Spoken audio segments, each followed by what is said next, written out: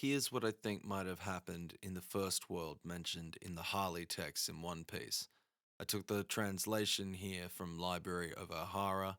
I'll leave some links in the description. One of my favorite YouTubers. Invaluable resource. Thanks. Long ago, humanity stole from the earth, taking flames from its core as they longed to attain the power of the sun.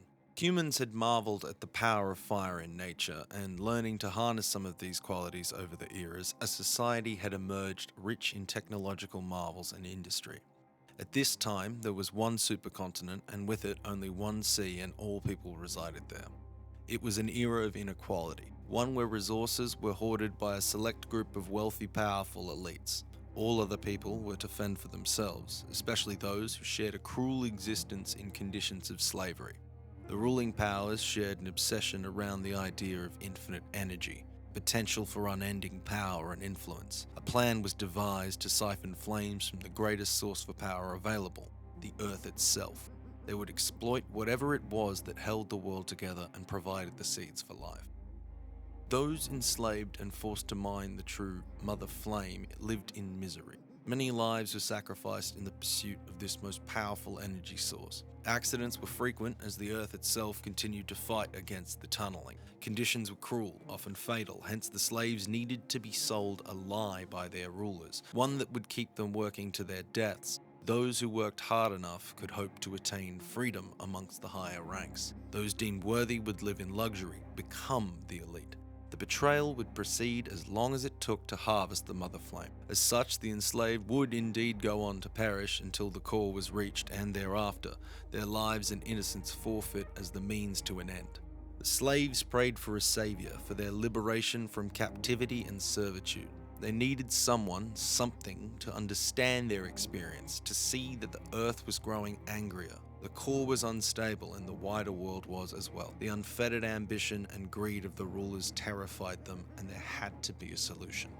It is unclear how exactly the sun god took shape to free the slaves. Maybe he grew out of celebration, out of the joy and stories the parents shared with their children in secret. Perhaps he embodied the dance the slaves enjoyed when they returned to the surface, able to bask under the sun once more. Stories were shared with the children about a great warrior, Nika, a god of the sun. A symbol of hope and light was created, a coping mechanism born out of dire circumstance. However it happened, Nika's appearance heralded the end of the world as it had been known.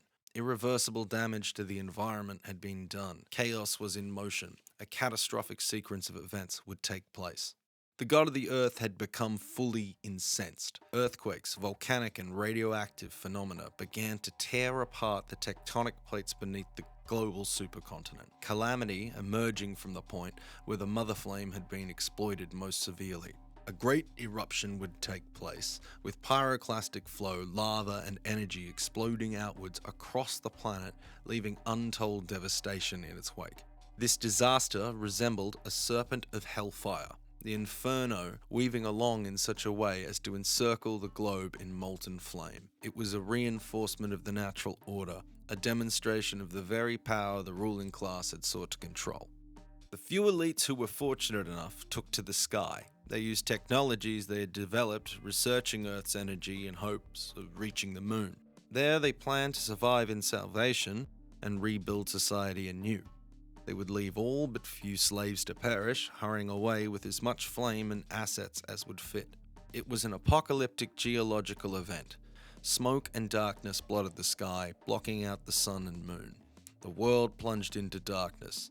These changes created extreme conditions, disastrous weather events, storms which continue to reverberate throughout the land and sea. The lava would eventually cool to a solid, forming the single continent known as the Red Line. The sea itself had been divided, land masses reshaped entirely. Survivors in this broken world awaited the dawn, the return of the sun to the sky once more.